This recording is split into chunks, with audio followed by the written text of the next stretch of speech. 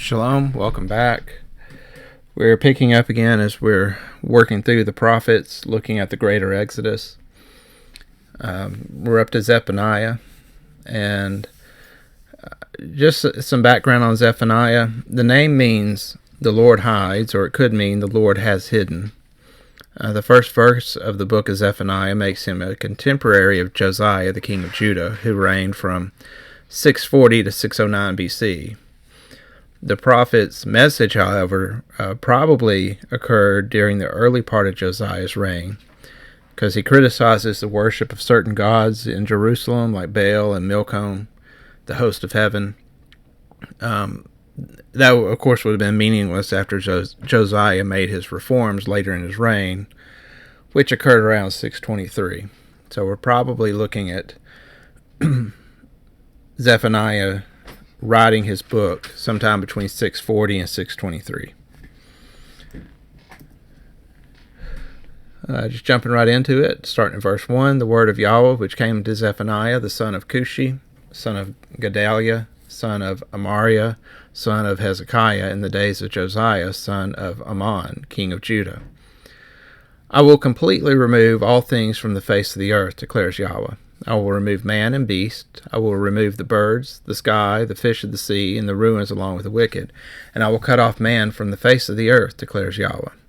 So I will stretch out my hand against Judah and against all the inhabitants of Jerusalem, and I will cut off the remnant of Baal from this place, and the names of the idolatrous priests along with the priests, and those who bow down to the housetops, to the host of heaven, and to those who bow down and swear to Yahweh, and yet swear by Milcom, and those who have turned back from following Yahweh, and those who have not sought Yahweh or inquired of him. Just something that was interesting to me. Anytime I see the word earth or land or ground in the Bible, I always look up the word behind it, because a lot of times you can be misled a little bit when it says the land, haaretz, because typically when Yahweh speaks about haaretz, he's speaking about the land of Israel in the Middle East, the Promised Land. And a lot of times Bible translations will say the whole world, especially when it deals with prophecy, and it can make it misleading. Like, is God talking about something that's going to happen in the land of Israel, or is he talking about something that's going to happen worldwide? And so you can get misled if you're not careful with what word is being used there. In this instance, the word is Adama, which means ground. It's the same word, the same spelling in Hebrew as Adam. So where he says from the face of the earth is the face of Adamah. And there's 6 different words that are used for man in the scriptures, and here in the second selection that's in blue, where it says, I will cut off man from the face of the earth, the word for man there is Adam. So I will cut off Adam from the face of Adamah. So he will cut, he's using essentially the same word to describe man and earth. It's almost like, to me, it invokes the story of the creation, where Adam was formed from the dust of the earth. And then in the orange, I will stretch out my hand against Judah and against all the inhabitants of Jerusalem.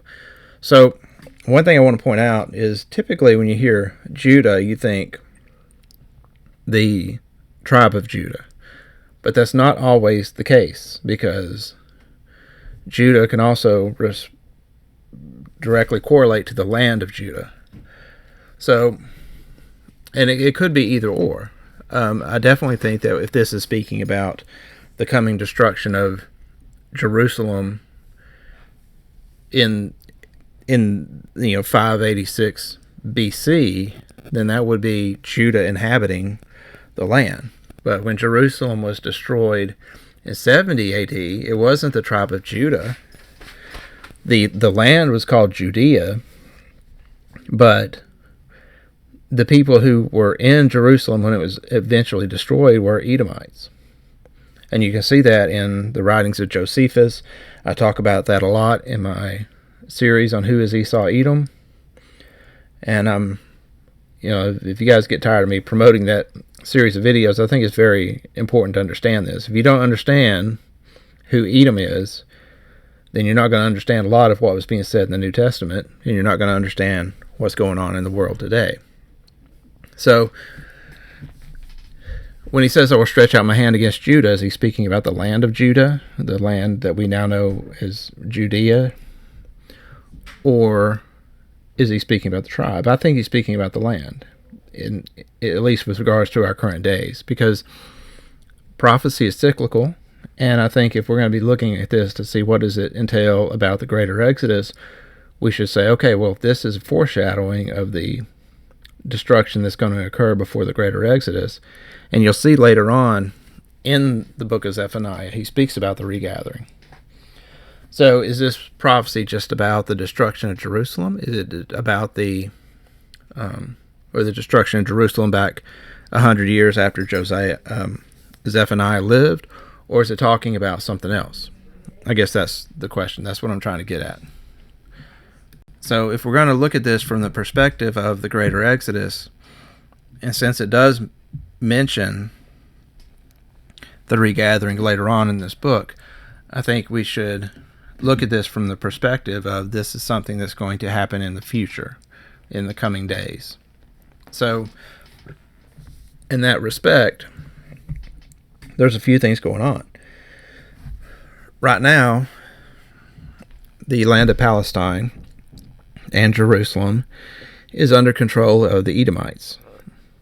The Edomites who are masquerading as Israelites, who claim to be Israelites, but at least the Edomites at the top know that they're not. And I think a lot of them know that they're not really Israelites. They use that because it gives them political cover, and it kind of shields them. Of course, the church is behind them because they think that they're God's chosen people, because they don't understand history. They don't understand how Esau supplanted Judah.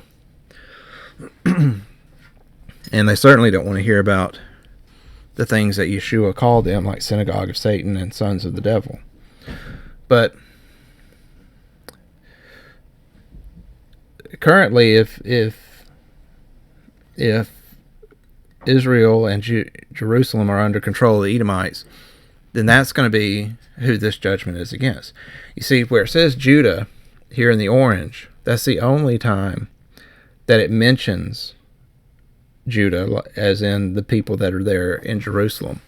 And it says inhabitants of Jerusalem, but that doesn't necessarily mean that they're descendants of Jacob, Israel. He says, I will cut off the remnant of Baal from the place. So the remnant of Baal, of course, would be in contrast to the remnant of Israel, or the remnant of Judah, the biblical Judah. I will cut off the remnant of Baal from this place, and the names of the idolatrous priests along with the priests, and those who bow down to the housetops, to the host of heaven, and to those who bow down and swear to Yahweh and swear by Milcom. Now, Milcom, it's mentioned as the abomination of the Ammonites. And in our previous videos, as we were reading about the way that the time of Jacob's trouble was going to be caused by Esau Edom, you also saw Ammon and Moab mixed in there too. And eventually, at some point, I was like, okay, so obviously this group that I call Edom, in reality, is probably mixed with Ammon and Moab, because every time something's happening around the time of this greater Exodus in the other prophets, Ammon and Moab are always there with Esau. So they're probably all mixed together. So who is Milcom? Well, I think Milcom is actually Moloch. Baal and Moloch may actually be the same god. Sometimes it's hard to tell with some of these, false gods and idols and such. Are they the same demon, or are they two separate demons? There's certainly some similarities between them. But I'm going with Milcom just being another name for Moloch and possibly mean the same thing as Baal. So there's this judgment coming, right? Also, in Ezekiel 11, when I was doing the video on Ezekiel, I mentioned kind of the same thing about the destruction of Jerusalem. Like, Ezekiel was being shown this vision, and at some point, he's like, Father, are you going to destroy the entire house of Israel? Are you going to destroy all of your remnant of Judah? Because he's watching this destruction come upon the people in Jerusalem. And God says something to him, and I believe it's in Ezekiel 11. I may be, if you watch the video I did on Ezekiel, you'll hear it. But it occurred to me that while God was showing him this vision, and Ezekiel cries out to him, says, "Are you going to destroy all of your people?" And then Yahweh immediately changes the subject of the conversation and starts speaking about the exiles that are scattered abroad. And whether Ezekiel understood what was being said or not, I think that God was telling him that this is not Israel. This is not Israelites being destroyed. The people inhabiting Jerusalem now, Ezekiel, the prophet, is seeing this vision, and he thinks that it is. But God's telling him, "Yo, chill out, man. That's not who you think it is." And I remember when I read it, there was a break in the narrative. So like he's seeing the destruction of Jerusalem, and then there's this break where the angels are being described, and then it goes back to the narrative. And I think that break in the whole narrative kind of throws you off, where you don't put the two together and then realize what Yahweh was saying to him. Yahweh was saying, like, look, these are not Israelites being destroyed in this vision. And I wonder if the same thing is true here, that this is not Israelites being destroyed. This is actually that remnant of Edom and Ammon and Moab that are currently occupying the land of Palestine that are being destroyed. So, are you aware, you the listener, that the Edomites, the group that we currently know as Jews, that they actually do worship this god Moloch? So these people, they're responsible for getting abortion legalized in this country. And I did a video. The name of the video is "Abortion is America's Jewish Holocaust," or something to that effect. And it goes through some of the details about how this group of Edomites worked behind the scenes to get abortion legalized in this country. And the abortion industry itself uses references to Moloch in their advertising, in their logos. It's all, Moloch is usually either pictured as a horned god or is pictured as like a great horned owl. And that's why you see a lot of owl imagery in around Planned Parenthood. They use it as their unofficial symbol or whatnot. And I want to show you a video. So this video is from the 1933 World's Fair in Chicago. And I'm reading from an article on the site prepareforchange.net. And it says, July 3rd, 1933, over 100,000 Edomites gather at Soldier Field in Chicago to celebrate 3,000 years of Edomite history and nationhood by worshiping a fire-breathing statue of Moloch and feeding it children which we can only hope were not real. The event was called the Romance of the People.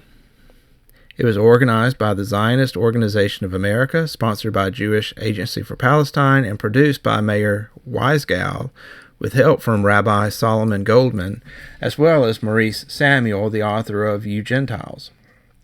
One of the big speakers at the event was none other than Chaim Weizmann, first president of Israel, and the guy who, alongside Lionel Walter Rothschild, authored the Balfour Declaration, which was the agreement that dragged the U.S. into World War I in exchange for the British stealing Palestine from Ottoman Turkey and allowing Jews to settle there.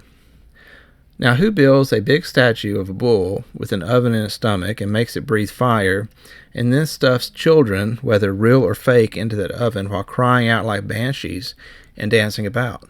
Well, Edom does. In the middle of Chicago on a Monday. Just a typical Monday in Chicago, I guess. So I'm going to play this video for you. And you'll see them. They're dancing around with their Edomite flags with the star of Moloch on it, and feeding a effigy of a child to Moloch, and screaming like banshees, just like the author says. So here's the video. A new day dawns, the 20th century, with hopes of freedom, happiness, and peace.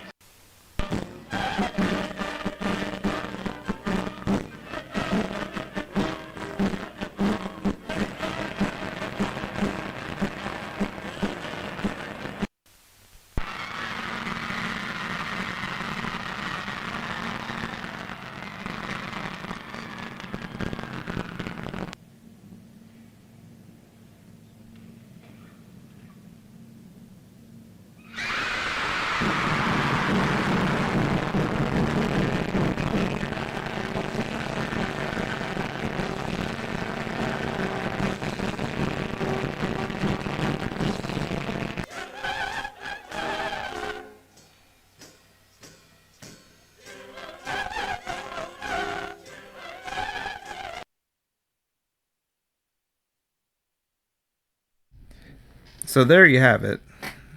If you want to, there's more information online about it, but if you Google 1933 World's Fair, Romance of a People, then you can watch. There's other videos out there and pictures. And I also saw a picture from this same World's Fair, and in this instance, they were actually standing in front of a statue of Baal. So both idols were there. It's just only Moloch happens to be in this particular video. So, do they still worship Moloch? I also went through, there's a book, Jewish Ritual Murder, it's a book that was published in the early 1900s. I recommend reading that. It goes into a lot of detail about this subject. So anyway, moving on to verse 7. Be silent before the Master Yahweh, for the day of Yahweh is near, for Yahweh has prepared a sacrifice, he has consecrated his guests. Then it will come about on the day of Yahweh's sacrifice that I will punish the princes, the king's son, and all who clothe themselves with foreign garments. And I will punish on that day all who leap on the temple threshold, who fill the house of their Lord with violence and deceit. On that day, declares Yahweh, there will be the sound of a cry from the fish gate, a wail from the second quarter, and a loud crash from the hills. Wail, O inhabitants of the mortar, for all the people of Canaan will be silenced. All who weigh out silver will be cut off. It will come about at that time that I will search Jerusalem with lamps, and I will punish the men who are stagnant in spirit, who say in their hearts, Yahweh will not do good or evil. Moreover, their wealth will become plunder, and their houses desolate. Yes, they will build houses, but not inhabit them, and plant vineyards, but not drink their wine. So, a few things to unpack here. Again, my understanding is that this is going to occur before the Greater Exodus. As I mentioned in previous videos, before the Greater Exodus, we see that Edom is inhabiting the land.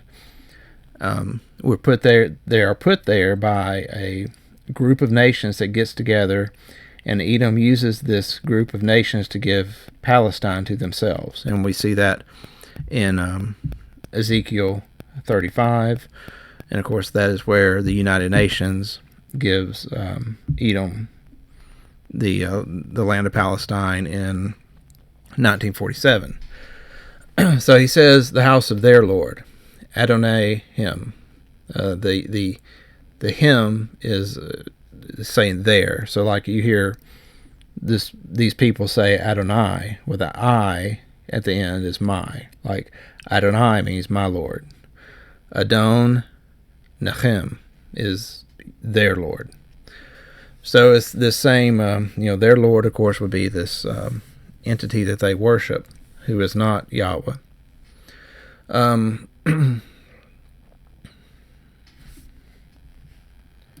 At that time I will search Jerusalem with lamps. In verse 12, this seems to be a reference to the time of Passover, when traditionally the Hebrews would take a candle and search their house for leaven. Edom still does this to this day, and that's what it brings to my mind, is searching out for leaven using this lamp. He will punish the men who are stagnant in spirit, who say in their hearts, Yahweh will do no good or evil. Now, what that means, that's like saying, to put it in the common vernacular of this day, it's like saying, man, he ain't going to do nothing. that's basically what they're saying about Yahweh. You know, they're thumbing their nose in his face, and they're saying, he ain't going to do nothing. He ain't going to do nothing good or evil. And Yahweh says, their wealth will become plunder, and their houses desolate. Yes, they will build houses, but not inhabit them, and plant vineyards, but not drink their wine. And that's what Edom has been doing for the last couple of 100 years, is amassing all this wealth and impoverishing the nations, and running these central banks, and controlling the flow of information. And all of this is meant to enrich themselves. And God is saying, look, they have all this wealth stored up, but they're not going to keep it. It's going to be... it's going to become plunder. Near is the great day of Yahweh, near and coming very quickly. Listen, the day of Yahweh, in it the warrior cries out bitterly. A day of wrath is that day, a day of trouble and distress, a day of destruction and desolation, a day of darkness and gloom, a day of clouds and thick darkness, a day of trumpet and battle cry against the fortified cities and the high corner towers. I will bring distress on men, so that they will walk like the blind, because they have sinned against Yahweh. And their blood will be poured out like dust, and their flesh like dung. Neither their silver nor their gold will be able to deliver them. Who has all the silver and the gold? Well, Edom does. And it's not going to do them any good in this day. In verse 18, on that day, on the day of Yahweh's wrath, and all the earth, the haaretz, all the land, will be devoured in the fire of his jealousy, for he will make a complete end, indeed a terrifying one, of all the inhabitants of haaretz, the land. So both of these in the orange are probably speaking about the land of Israel. This phrase, haaretz, means the promised land. So the people living in the promised land have their gold and silver that they think is going to protect them. God says in verse 18 it's not. And they say he's going to make a complete end of them, a terrifying end of them, all the inhabitants of the land. Zephaniah 2:1, gather yourselves together. Yes, gather, O nation without shame. If you've been following some of the things I've talked about with regards to that tribe, you'll understand that nation without shame is a very apt description of Edom. Before the degree takes place, the day passes like the chaff. Before the burning anger of Yahweh comes upon you, before the day of Yahweh's anger comes upon you, seek Yahweh, all you humble of the earth, who have carried out his ordinances. Seek righteousness, seek humility. Perhaps you will be hidden on the day of Yahweh's anger. For Gaza will be abandoned, and Ashkelon a desolation. Ashdod will be driven out at noon, and Ekron will be uprooted. Woe to the inhabitants of the seacoast, the nation of the Kerethites. The word of Yahweh is against you, O Canaan, land of the Philistines, and I will destroy you, so that there will be no inhabitant. So the seacoast will be pastures with caves for shepherds and folds for flocks, and the coast will be for the remnant of the house of Judah. Okay, so this is the actual tribe of Judah. They will pasture on it.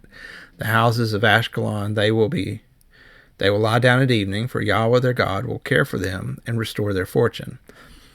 So the fortune is being snatched away from the current inhabitants of the land, who would be Esau, Edom, along with Ammon and Moab, and it's going to be returned to Israel.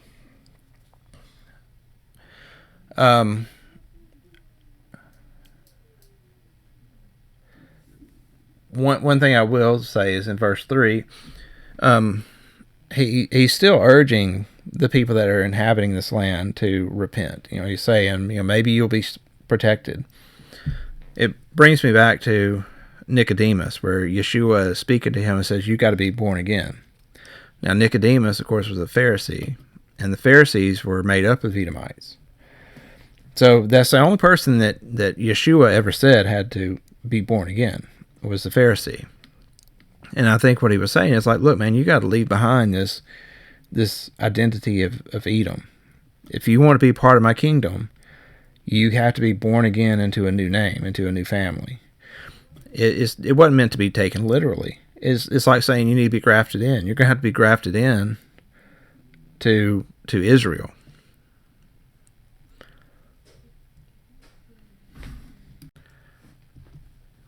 Zephaniah 2:8, I have heard the taunting of Moab and the reviling of the sons of Ammon, with which they have taunted my people, and became arrogant against their territory. Therefore, as I live, declares Yahweh of hosts, the God of Israel, surely Moab will be like Sodom, and the sons of Ammon like Gomorrah, a place possessed by nettles and salt pits, and a perpetual desolation. The remnant of my people will plunder them, and the remainder of my nation will inherit them. This they will have in return for their pride, because they have taunted and become arrogant against the people of Yahweh, Yahweh of hosts. Yahweh will be terrifying to them.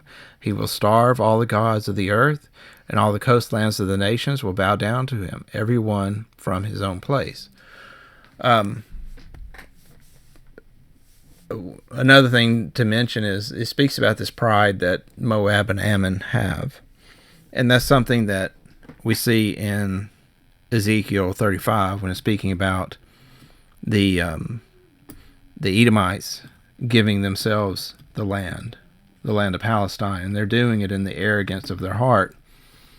And so once again, you see this kind of interchange of Moab, Ammon, and Edom, like they're all the same group of people.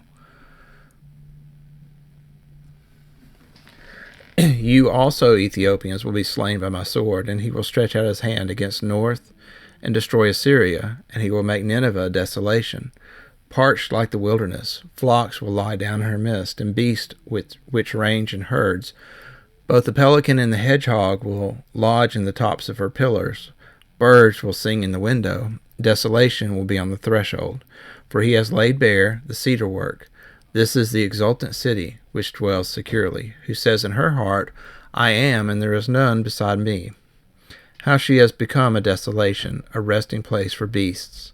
Everyone who passes by her will hiss and wave his hand in contempt. Woe to her who is rebellious and defiled, the tyrannical city. She heeded no voice, she accepted no instruction, she did not trust in Yahweh. She did not draw near to her God. Her princes within her are roaring lions.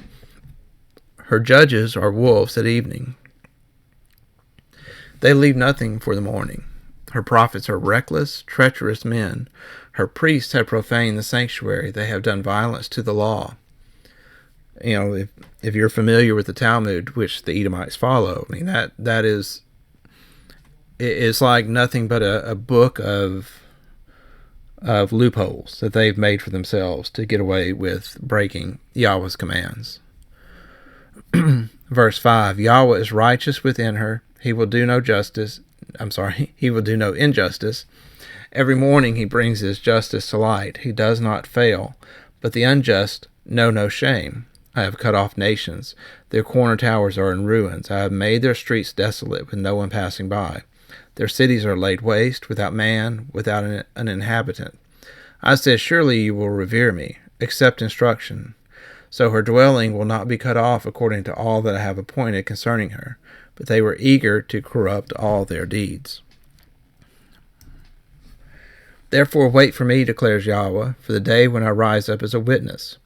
Indeed, my decision is to gather nations, to assemble kingdoms, to pour out on them my indignation, all my burning anger.